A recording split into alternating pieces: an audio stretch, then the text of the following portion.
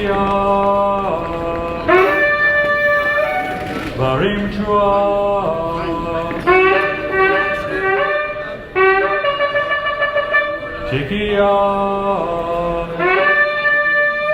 ancient Hebrew sound, heard in Israel and throughout Jewish communities worldwide, marks the beginning of the fall feasts of Israel. Starting with the Feast of Trumpets, which is also celebrated as the Jewish Civil New Year, Rosh Hashanah, it signals the future coming of the Messiah, both to Jews and Christians alike. During the 10 days of awe that will culminate on Yom Kippur, Israel's Day of Atonement, Orthodox Jews engage in soul-searching and repent for their personal sins. It's the most holy day of the year and the streets are quiet. Many Jewish people spend the day fasting and praying. It's a time when the whole house of Israel repents of corporate sins before the God of their forefathers.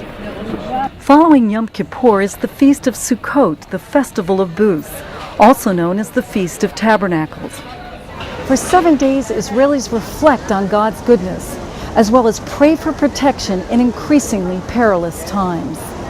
In addition to the ongoing threat of war with Iran, tensions are on the rise within Israel itself. In a highly unusual public statement, the U.S. State Department warned American citizens to avoid Jerusalem's Old City during Sukkot this year, for fear of, quote, spontaneous violence in the form of civil unrest, physical assaults, and other crimes. In times like these, Israelis appreciate the faithfulness of their friends. The thousands of Christians who come to Jerusalem at this time each year. I've come here to represent my country, to come and bless Israel at this time of the year, and also in the fulfillment of the prophecy of Zechariah 14, which says that at the end of the age, the nations and the Gentiles of the world will come up to Jerusalem to celebrate the Feast of Tabernacles and to worship the King. The Jewish people are also following the biblical mandate given to them thousands of years ago when they were commanded by God to celebrate this feast. ממש בא לי לפקוד, מאוד מאוד מרגש. קשה, זה קטע שאת עם עצמך לבד, זה קטע שבן אדם נמצא עם עצמו ועם האלוהים שבשמיים. It's the third day of the great feast and the time of the Kohanim blessing. Jewish men who for centuries can trace their heritage back to Israel's priesthood have come to the wall to offer up their prayers. In a symbolic act, they hide their faces as they become an instrument of God's blessing to others. They chant the Aaronic benediction, mentioned in Numbers chapter 6.